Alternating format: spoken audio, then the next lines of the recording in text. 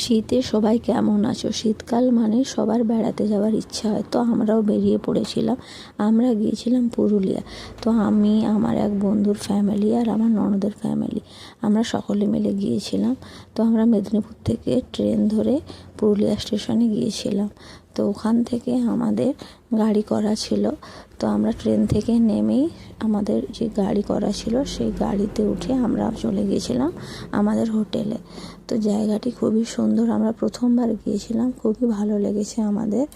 তো আমরা যেই জায়গাগুলো গিয়েছি সেগুলো দেখো। প্রথমেই যাওয়ার সময় আমরা যেই জায়গাটায় নেমে ফটো তুলেছি, ভিডিও করেছি, কিছু রিলস বানিয়েছি, সেটি হলো এস পয়েন্ট, যেটি খুবই সুন্দর, যেটা বলে বোঝানো যাবে না। যতটা সম্ভব তোমাদেরকে দেখানোর চেষ্টা করছি, সেটি দেখে তোমরা বোঝো যে জায়গাটি কত সুন্দর।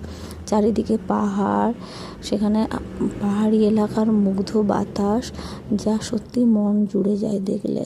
তো আমরা 2 দিন ছিলাম। তো এই জায়গাটি দেখছো, এই জায়গাটিকে বলা হয় মার্বেল লেক। এটিও খুবই সুন্দর, চারিদিকে মার্বেল দিয়ে ঘেরা আর মাঝখানে লেক রয়েছে। তো খুবই সুন্দর মনোরম দৃশ্য, আমাদের খুবই ভালো লেগেছে। তো আমরা এখান থেকে চলে গিয়েছিলাম, এই যেটা দেখছো এটা হলো বামনি ফলস, ঠিক আছে, এটাও খুবই সুন্দর। তারপরে এখানে দেখছো এটা হচ্ছে আপার ড্যাম, যেটা সব থেকে টপে রয়েছে। এখানে প্রচণ্ড ঠান্ডা, এমনি আমাদের এখানে ঠান্ডা, তো এখানের থেকেও অনেক বেশি ঠান্ডা। এই জায়গাটিকে বলা হয় মুরুগুমা ড্যাম। তো এটির আরেকটি নাম রয়েছে, সেটা হলো সুইসাইড পয়েন্ট।